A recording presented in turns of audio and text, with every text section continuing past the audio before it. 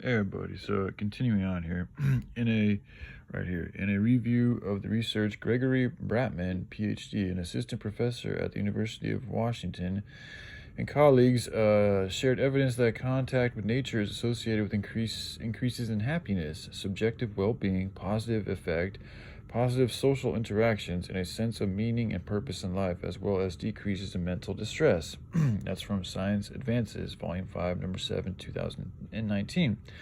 Other work suggest that when children get outside, it leaves a lasting impression. In a study of residents of Denmark, researchers used satellite data to assess people's exposure to green space from birth to age 10, which they compared with longitudinal data on individual mental health outcomes. The researchers examined data from more than 900,000 residents born between 1985 and 2003. They found that children who lived in neighborhoods with more green space had a reduced risk of many psychiatric disorders later in life. And it's just crazy to think that the cities are what we pay to live in. People pay more money to live in cities, and they're actually proving to be worse for your health. It's just ridiculous. Including depression, mood disorders, schizophrenia, eating disorders, and substance use disorder. For those with the lowest levels of green space exposure during childhood, the risk of developing mental illness was 55% higher than for those who grew up with abundant green space. Over 50%, dude.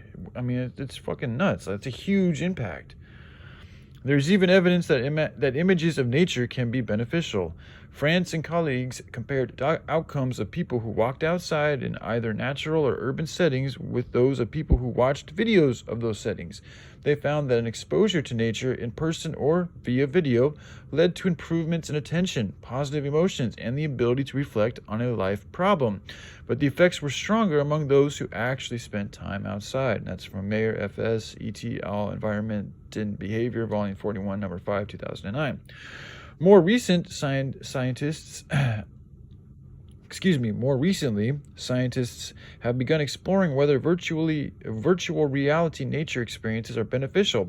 In a review of this work, Matthew White, PhD, an environmental psychologist at the University of Exeter in England, and colleagues concluded that while the real deal is best, virtual reality can be a worthwhile substitute for people who are unable to get outdoors, such as those with mobility problems or illness. That's from the Neuropsychiatric Disease and Treatment, Volume 14, 2018. Nature might also make us nicer to other people as well as to the planet. John Zielinski, PhD, a professor of psychology at the Carleton University in Ontario, Canada, and colleagues showed undergraduates either nature